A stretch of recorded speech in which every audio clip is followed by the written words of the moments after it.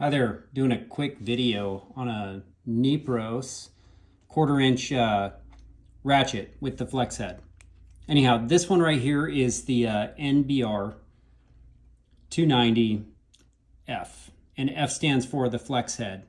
It's their quarter-inch ratchet. It's coming in and measuring, looks like it's about 150 millimeters, or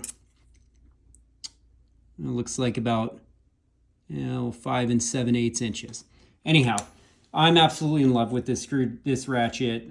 It's probably my favorite one that I have and my most favorite tool right now. I do a lot of mountain bike suspension work, so I need stuff that's really delicate and fine and very precise, and this really fits the job. A lot of folks are talking online that the pawl mechanism or the drive mechanism here in the anvil, they're coming dry. And I pulled mine apart and it definitely wasn't dry. It had a very light oil on it. And the thing is, working with bikes and mountain bikes and some of the drive systems, is this has 90 teeth in it, which is a very high engagement.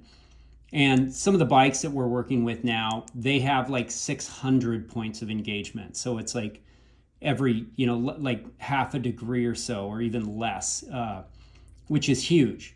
So one thing I've noticed with the engagement, as it gets higher, the little teeth in the splines, they get a lot smaller and more delicate. So if you're using any sort of a grease in these ratchets, they're going to clog up and they're not going to be able to, the mechanism is not going to be able to work. And so what I've found that works best by far is like a liquid grease or an oil. This is something that we use for the engagements in the pawls and mountain bikes, and it's Dumonde Tech Liquid Grease, and it's kind of like, it looks like a thick or kind of a viscous oil, and it seems to work really, really well. And since I've broken this ratchet in and I put it in the mechanism, you don't have to go, a little bit goes very far with these ratchets, maybe just a couple little drops in there on the mechanism, and also probably help with oxidization and stuff like that. You don't want it, it's just going to run out over time, especially as it kind of breaks in. But since I've broken in the ratchet, the back drag on this thing is second to none. It's absolutely amazing. I do like the way that the back drag works better than my Koken Z series, which a lot of people are big fans of. We can talk about that in another time. Anyhow, a couple things I wanted to talk about with this ratchet is it's quite heavy, and I absolutely love the feel, especially with a smaller ratchet. It's nice to have some feel. It just kind of gives you like that feeling of security and momentum. Another thing is, a lot of folks talk about these little screws here, and a lot of folks call them Phillips, and they're not Phillips. They're actually, this is a Japanese screwdriver, and they use JIS screws, which is Japanese Industrial Standard. It looks like a Phillips, but it's a little different.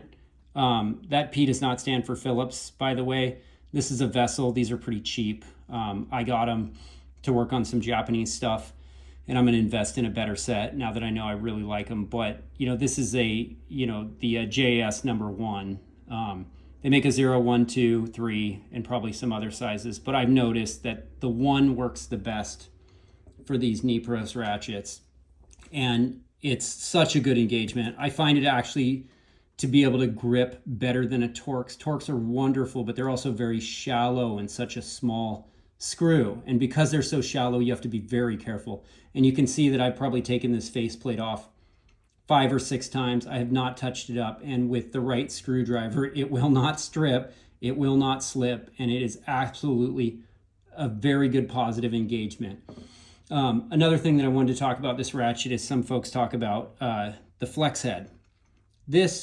It's a very strong mechanism, and it doesn't have notches, which I'm not necessarily a fan of, because sometimes I want it to be like a little more fluid. But this small little Durlin rod in here, if you can see it, I believe it's spring backed. I haven't taken it apart to actually see, but there's a little set screw there, and I'm sure you can undo the set screw, push the rod through if you had to replace that Durlin rod. I don't know if you can get them. I don't know why you would want to do that, but I've been very happy with how well that works. And I also went and got the Nepros spinner, and I think the spinner is the NBE 28, and that's for quarter inch as well. the chrome plating on that is just, it's surgical. I mean, it is absolutely surgical, and you can replace these rings. I was surprised to see how tight the ring is on there. It actually is on there quite well.